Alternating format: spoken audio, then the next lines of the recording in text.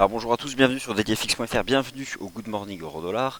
Nous sommes le 20 septembre 2016, c'est le début de la réunion de la Banque du Japon qui livrera la nuit prochaine, aux alentours de 6 heures du matin, son communiqué et surtout la conférence de presse de Monsieur Kuruda, le gouverneur. Donc les paires en yens là sont anémiques, elles attendent.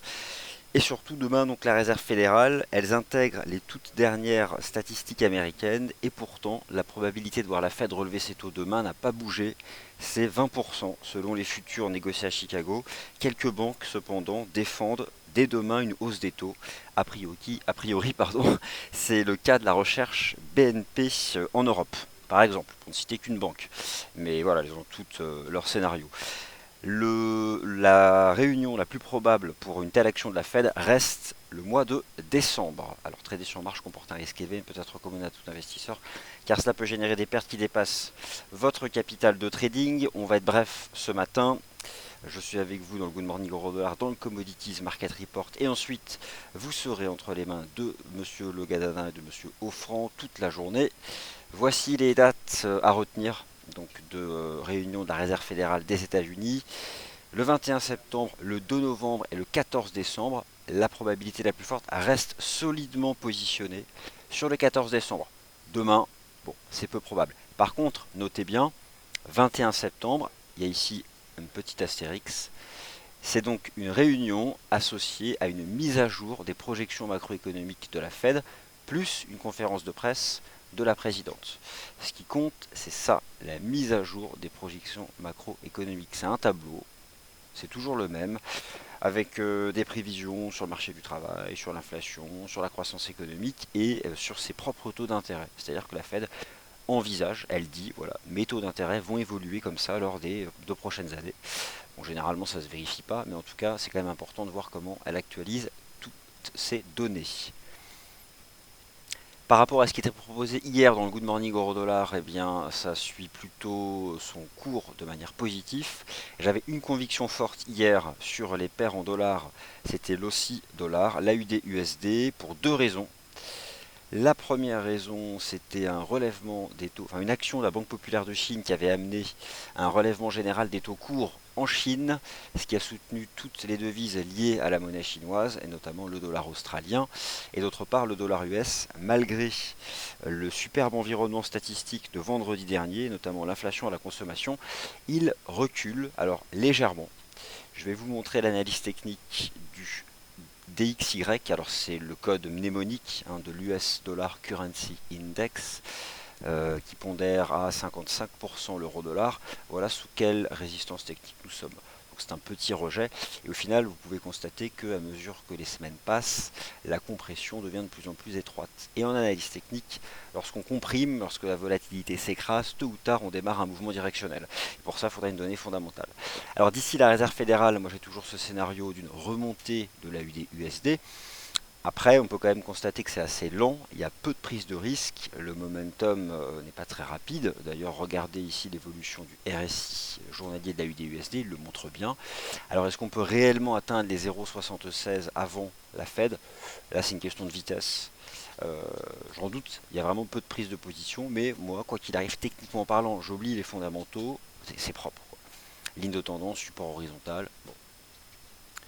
Voilà, c'est plus les devises des dollars australiens et néo-zélandais soutenus. Alors d'ailleurs, n'oubliez pas cette semaine, on en parle peu parce que tout le monde se concentre sur la Banque du Japon et sur la Réserve fédérale. Mais il y a aussi une décision de politique monétaire de la Banque de réserve de Nouvelle-Zélande. USD Yen, comme hier, il n'y a strictement aucune tendance et c'est le cas depuis le 7 septembre. Des bougies japonaises toutes petites en amplitude, un RSI journalier, et c'est rare sur l'USD Yen, qui se confond avec la neutralité de cet indicateur technique, alors qu'il correspond au niveau des 50.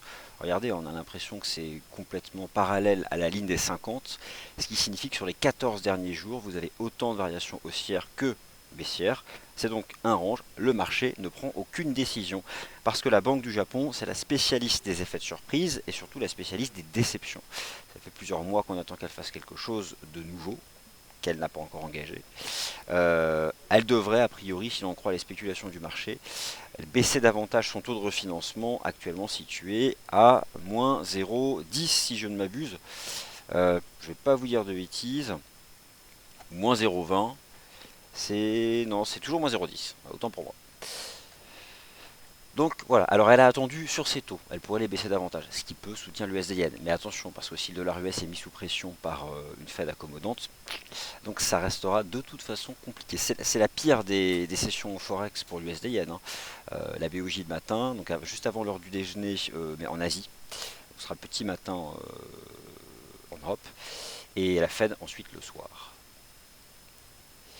Euro GBP, bon, toujours comme hier, objectif 0,8620, j'ai pas changé d'opinion. USD CAD sous résistance, mais le marché ne bouge plus en position d'attente. Alors ça peut faire soit starting block avant d'accélérer, soit au contraire à nouveau un rejet sous résistance. Ça dépendra en grande partie du prix du pétrole qui hier s'est stabilisé sur un niveau de support. Euro dollar. Le niveau des 1,1130 qui n'a pas été approché et les cours qui entament un léger rebond. Alors on voit déjà le dollar US qui est mis sous pression avant la Fed. Malgré tout, observez quand même, regardez les bougies journalières, celles qui se construisent actuellement. Donc ces bougies journalières là, ce sont celles du, comment dire, celles de la session asiatique. Bon, bah, vous avez une bougie de 15 pips. Donc il n'y a plus personne. Il y a 15 pips de vol en session asiatique. Donc on voit vraiment que le marché attend quelque chose. Malgré tout, c'est un support. Bon, moi c'était le niveau qui m'intéressait à 11,30. Le marché n'est pas allé dessus, ça tient. Bon, de toute façon, là on va attendre la Fed. Mais en amont, on voit quand même, vu les probabilités d'action de la Fed, que le dollar US est vendu. Donc le scénario, c'est plutôt une remontée de l'euro-dollar, une remontée de l'AUD-USD. Voilà, un peu comme ce que j'ai proposé hier. NZD USD superbe aussi, rebond sur support à 0,7234. La Banque de réserve de Nouvelle-Zélande ne fait plus baisser sa devise, mieux, elle fait monter sa devise. Rebond du RSI sur 50, c'est haussier, pareil comme l'euro-dollar et la UD USD. Je pense que ça peut continuer de monter avant la réserve fédérale. Et enfin le câble, lui qui a subi la semaine dernière la Banque d'Angleterre. Le vrai niveau d'entrée, ce serait cette ligne de tendance.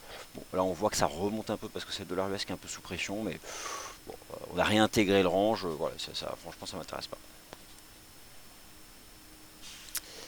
Hop là. Alors je remets sur la USD. Alors, le GBP NZD. Alors l'once d'or c'est promis, j'en parle dans le Commodities Market Report à 10h30.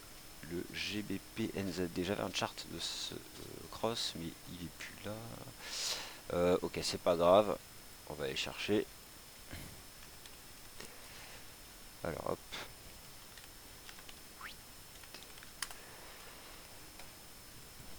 Bon bah c'est baissier hein, sans surprise pour deux raisons, livre sterling sous pression et surtout la force du dollar néo-zélandais lorsque le marché a acquis la conviction qu'elle baisserait plus ses taux. Puis en plus regardez ce qui s'est passé en début de semaine, forte hausse des taux en Chine, ce qui permet d'ailleurs au dollar australien et au dollar néo-zélandais d'être soutenu.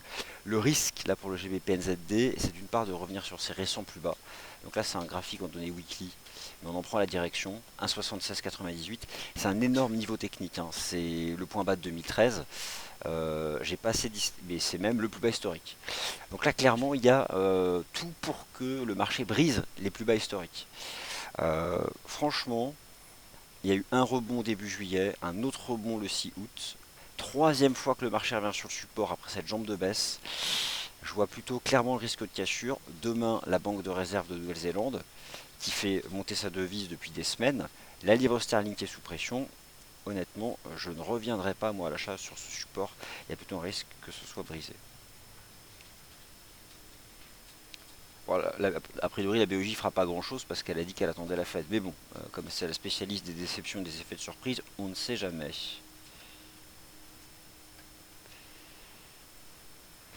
Voilà, donc les convictions techniques, c'est à peu près les mêmes qu'hier. Rebond AUD USD, ça c'était mon cross préféré, avec tous ses supports techniques dans le sens de la tendance.